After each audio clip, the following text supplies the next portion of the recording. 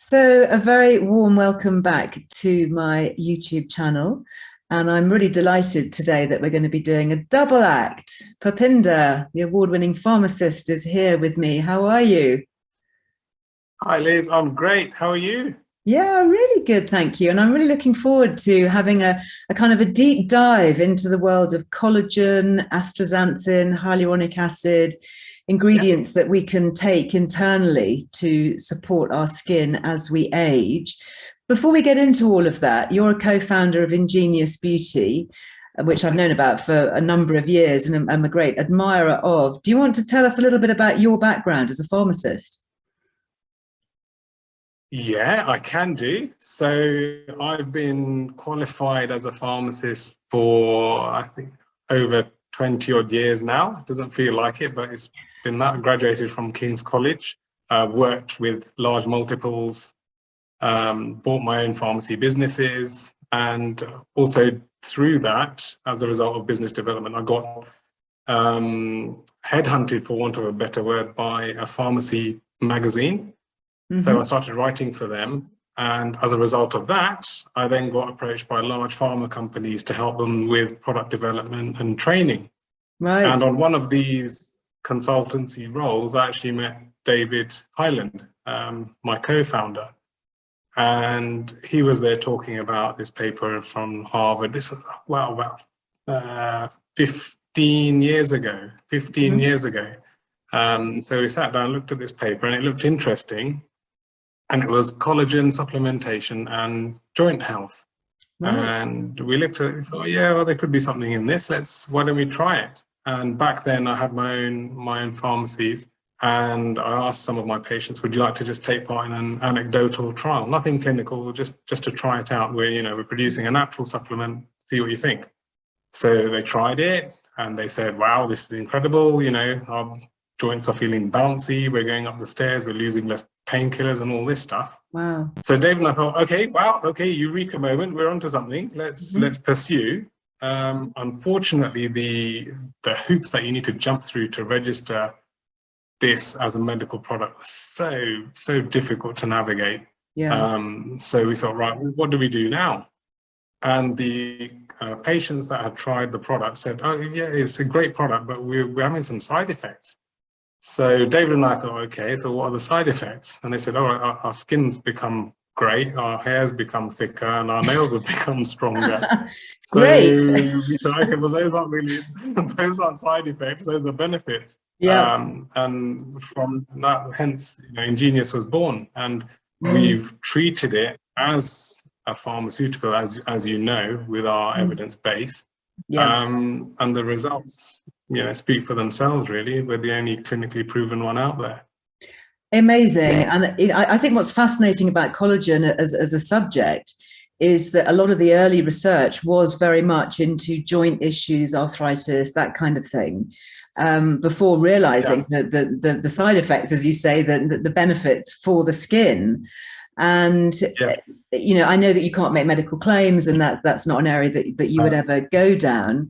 When you talk about having evidence-based information, what clinical evidence is there that, in particular your supplements, and we're not talking about anybody else's here, but, that they actually do work to support the skin?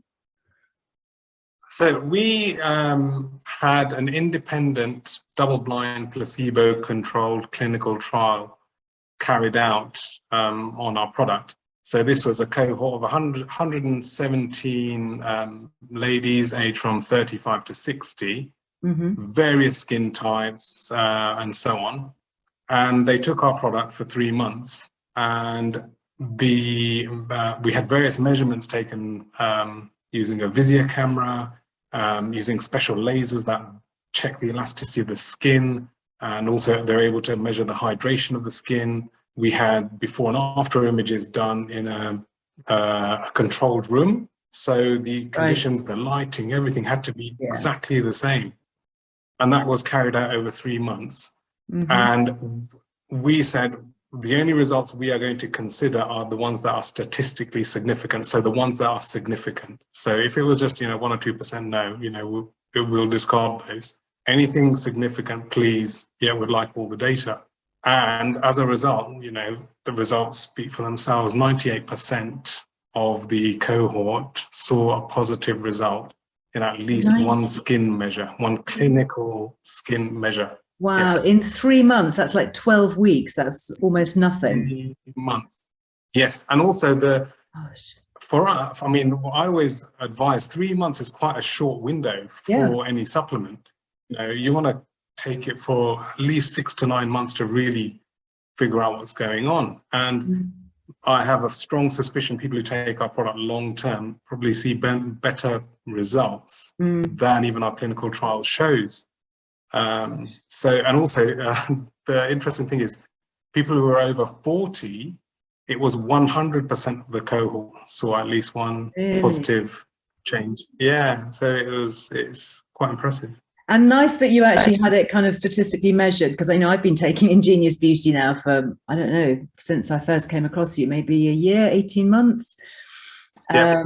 And, you know, I'm 58 and the difference, you know, in my skin is great, but obviously it hasn't been measured with, you know, clinical machines, but, you know, I just know through looking at it. And interesting, you talk about hair and nails as well, which is good. So what is it then? You know, what is collagen and why is it so incredibly effective, particularly for older skins in terms of aging? So collagen is essentially the most abundant protein found in your body. It's I call it like the scaffolding of your body, and it's a long, massive chain molecule that has a real structural function in the integrity of all of your organs, not just your skin. You know, hair, nails, your bones, muscles. It's everywhere.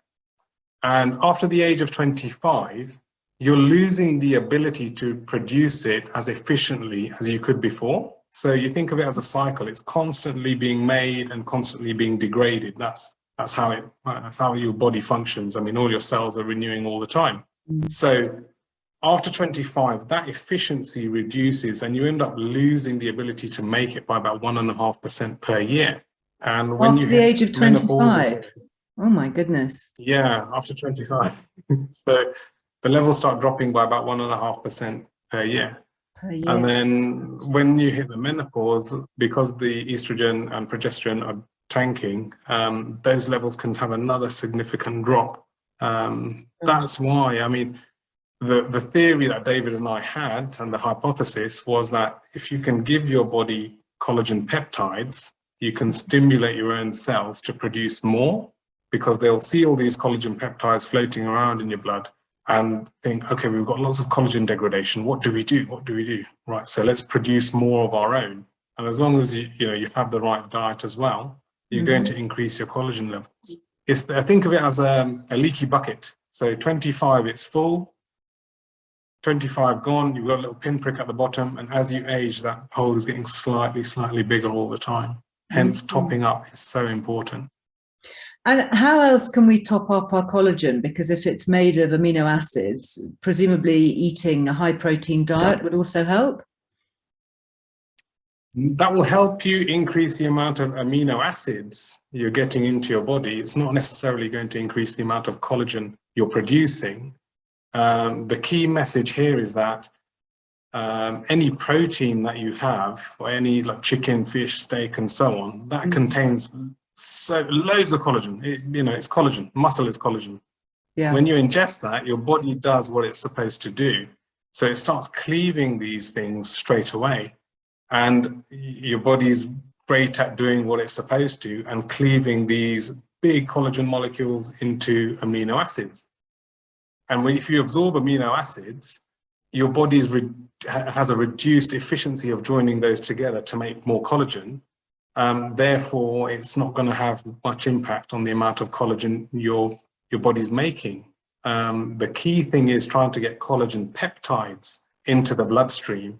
And collagen peptides are small pieces of that massive collagen molecule. So they're a group of maybe 3 or 4 amino acids that have not been cleaved. This is the really important message. And this was the challenge that David and I overcame when we came up with Ingenious. Right. So essentially you're giving really high quality collagen peptides, number one. They have to be of a certain size so they can be absorbed. And you're protecting them from the action of the stomach. And we did this by having a capsule made to our specification, which remains intact in the stomach, travels down to the small intestine. And because of the change in acidity levels there, so the stomach is really acidic, as you travel down to the small intestine, that acidity level reduces and it becomes more alkaline. That change causes our capsule to degrade, and you're releasing all of these collagen peptides and our other two ingredients along the small intestine. So the collagen peptide has to be 2,000 Daltons or less, then you can get through the intestinal wall quite easily. When you've got that through, then you've got the collagen peptides floating around, and then your body kicks in and thinks, well, there's loads of collagen breakdown going on, we need to make more. So that was our hypothesis. Interesting. And we did the trial, prove the hypothesis, and the results, you know, as you can see, it works. Yeah, definitely. So then generally, so what about things like collagen powders, which we're seeing so many of on the market? And we won't kind of go into all the different brands, but you can get, you know, marine collagen and bovine collagen, you know, you sprinkle them onto shakes or drinks or whatever. What's happening there when we ingest that form of collagen? Again, it's the same as having like your chicken, fish, or steak. You're not protecting the collagen peptides, even though they are collagen peptides. You have to take masses of them and hope that some are going to get through. Some may even get through. However, with us, you're getting a consistent, measured dose every time. So we know we're giving you 687 milligrams of collagen peptide, and we know most of that is going to be absorbed. With a powder, with a liquid, or anything like that, you don't know how much you're getting through, because your body is going to be digesting at different, you know, stages and phases. You know, if you've done a lot of exercise, you're going to be digesting quicker. With ours, whatever happens, you know, you're getting that measured dose, and the clinicals show that. Now, I know it says on the pack, because I am a customer of yours, that you have to have the capsules on an empty stomach. Is that because you've got the stomach acids kind of churning away, potentially breaking down a capsule? The reason we do that, we put that down as your the best possible way to take it. So we say take it in the evening on an empty stomach, because the emptier your stomach, the less likely there's going to be any mechanical damage to the capsule. However, apologies for the dog barking, by the way.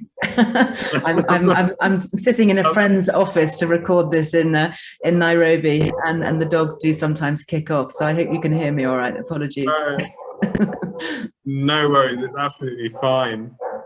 So, the capsule, right? So if you do take the capsule, the theory is we want less in your stomach, so there's less chance of there being any mechanical damage.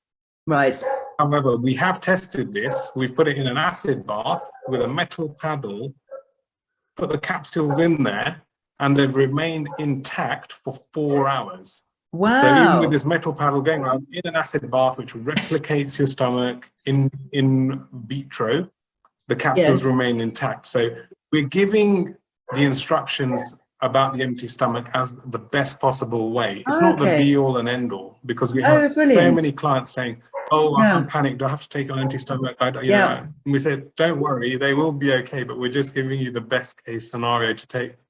That's really good news, because sometimes, you know, I'm rushing in the morning or whatever and I forget, and then I usually take most of my supplements sort of during the middle of the day with food, and I'm thinking, oh no, I shouldn't, you know, I forgot my Ingenious Beauty, you know, is it not going to work? But that's really reassuring. I can't believe that you've done that, stirring them into acid for 4 hours. I mean, that's quite a test, isn't it?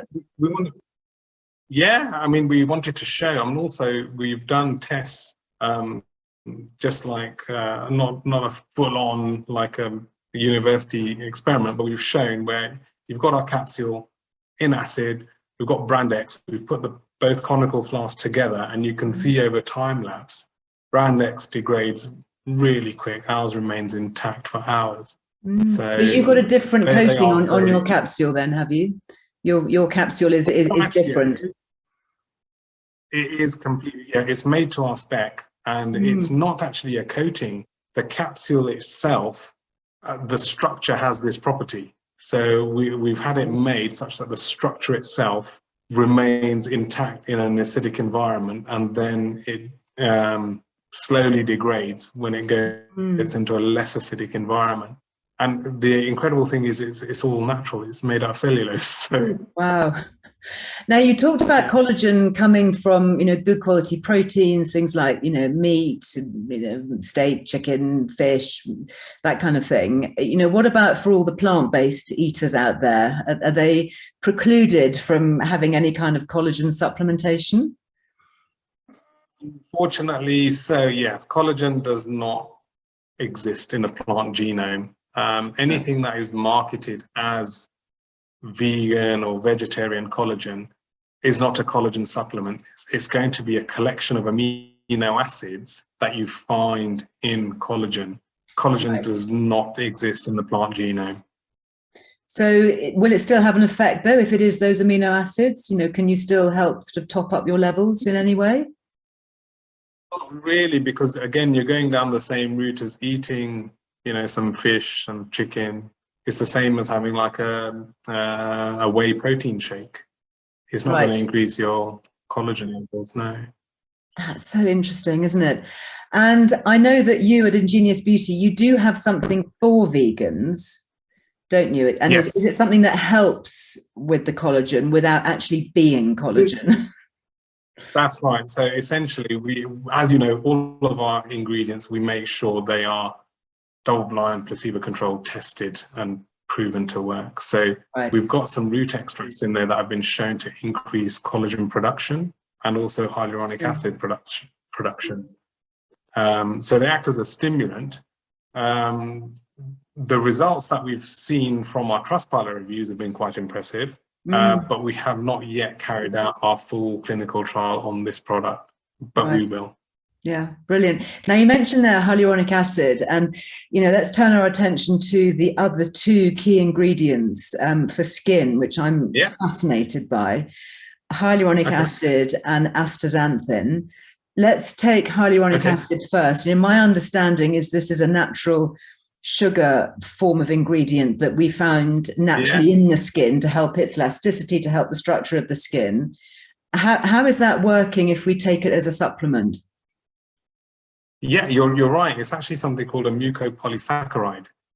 So it's not a traditional sugar where it will give you energy and so on. It's actually, it's a structure that can hold up to 1,000 water molecules. So you also find it in your joint space, your skin, and everything else. And it helps the skin by holding water in that area and giving that plumping effect. So that's what's giving you the kind of the dewy plumpness that we lose as we age. So presumably we're losing that as we age as well, are we? Do we lose our hyaluronic acid? Absolutely. Collagen and HA are essentially joined. So both levels will be dipping as you age. And if you can top those up, then the skin does definitely become plumper and more moisturized. Interesting. And presumably joints as well are helped through this, through the hyaluronic acid. I can't say. You can't make a medical claim. Okay, no, I know. I pushed you on that one. but the synovial fluid is packed full of hyaluronic acid, full of it. Interesting. And so astaxanthin then, this has kind of become a bit of a beauty buzzword. I know it as a bright pink substance in algae, which is why things like salmon is pink because they eat the algae, and why flamingo have pink feathers because they eat the algae that's full of astaxanthin. What's it doing in our skin? Because it's obviously not turning us pink, but what's its role in the skin? No, so astaxanthin is a carotenoid, and it's a really super powerful antioxidant. So if you imagine every time a skin cell or any cell in your body divides, it can sometimes release something called an oxygen-free radical. And because cells dividing is a really complex energy-using process, you can get the odd oxygen-free radical be produced. This is not a good thing, because what that does, it actually can damage your DNA. So the quality of the cell you're producing may not be as good as originally, as the original. And what astaxanthin does, it actually mops up these oxygen-free radicals and stops them producing lower quality cells. So the astaxanthin is like vitamin C on steroids, you know, it's 6,000 times more potent at mopping up oxygen-free radicals. Yeah, really? so the beauty. No, go on. It is the antioxidant. It really is. And the beauty is because of the way the structure is, it actually sits across cell walls. So it loves water and it also loves fat. And because of that, it's able to sit across a cell membrane. And the exact mode of action isn't quite understood, but that really helps make it a super antioxidant. Amazing. So, I mean, we've heard a lot in the past about oxidative stress and free radical cell damage leading to all kinds of degenerative diseases. So, you know, in terms of general health and well-being, leave aside the kind of the vanity effect, if you like, of better looking skin. Is astaxanthin a helpful ingredient as we age? For sure, definitely. I mean, there's so much evidence out there on eye health, dementia, so many different things, things. I was also reading that astaxanthin has some sun protective properties. Yes, yeah, it actually can protect cells. It can protect you from UV damage at a cellular level. And again, this is because of that special property where it sits across the cell wall. And that's only natural astaxanthin, because you can get synthetic, which is no good. You know, it doesn't do anything. Really? Natural astaxanthin, yeah, absolutely. So you've got to ensure that you're getting natural astaxanthin. And as you correctly said, that's harvested from algae. So I'm so sorry. My phone just went. Don't worry, happens to me all the time. Sorry. So the astaxanthin, so you're using the one that comes from algae? Correct, yeah. We get the astaxanthin from algae, and what happens, it's in these special pools, and you put UV light on these algae blooms, and they turn pink, and you actually harvest that pink color. That's your astaxanthin, and it's actually like a protective mechanism that the algae use to stop them getting damaged from UV rays. I've actually got, funny enough, I have got some of your capsules here. Let me just show them for anybody that hasn't seen, because when you look at them, I don't know if you can see inside here, but they are actually slightly pink in color. So is that the natural color of the astaxanthin then? Yes. I mean, if you actually get a bag of astaxanthin and manage to have a look at it, it's quite difficult, because it literally, as soon as it hits light, it just, it goes. It looks like a really dark ruby sort of ruby color, and it's quite shiny. It's quite incredible stuff. Wow, amazing. And are there any contraindications? You know, now I've got you as a pharmacist here with your kind of clinical hat on. If you were, somebody watching this thinking, oh, that sounds all very interesting, but, I'm taking a certain kind of medication, or, I'm concerned about, overdosing. What's the safety of these things? Okay, we've got something called GRAS certification, which means we're generally recognized as safe.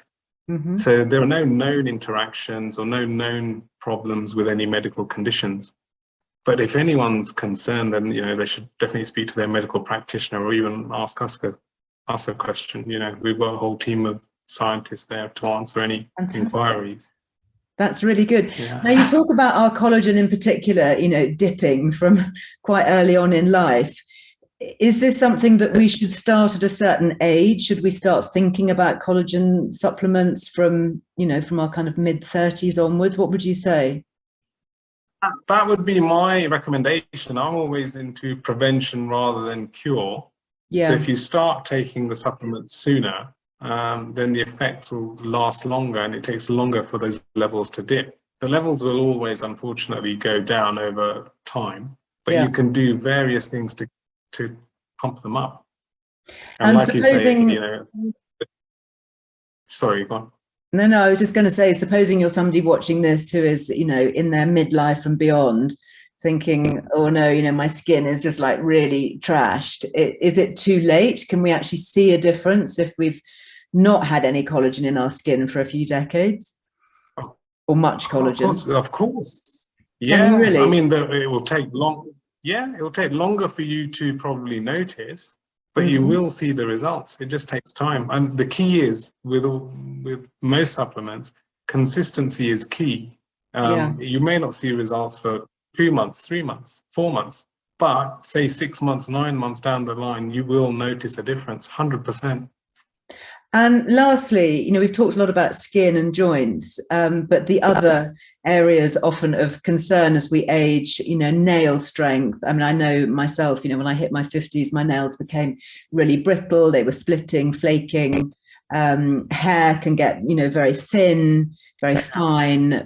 How does collagen actually affect nails and hair? Because that's just a dead protein, isn't it? What's happening there?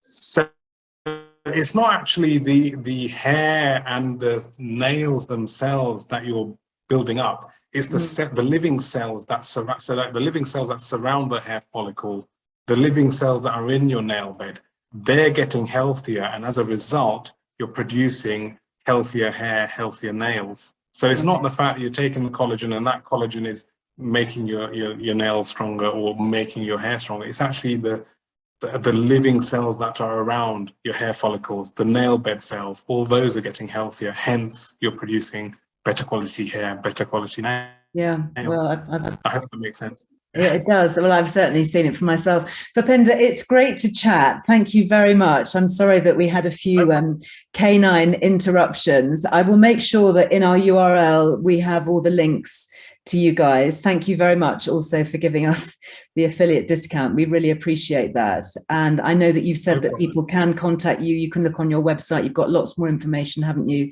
And I have to say, you know, I've done a lot of research into this, and you know, I have a keen interest, a vested interest in keeping my own skin as good as it can be as I age, and I have to say I am seriously impressed, and I do love your evidence-based approach, your clinical approach. So a big heartfelt thank you from my community and for me, and thank you for your time today. Wow, thank you so much, really appreciate it. No, it's a great pleasure to see you again soon, I hope. Bye. Definitely. Take care. Bye.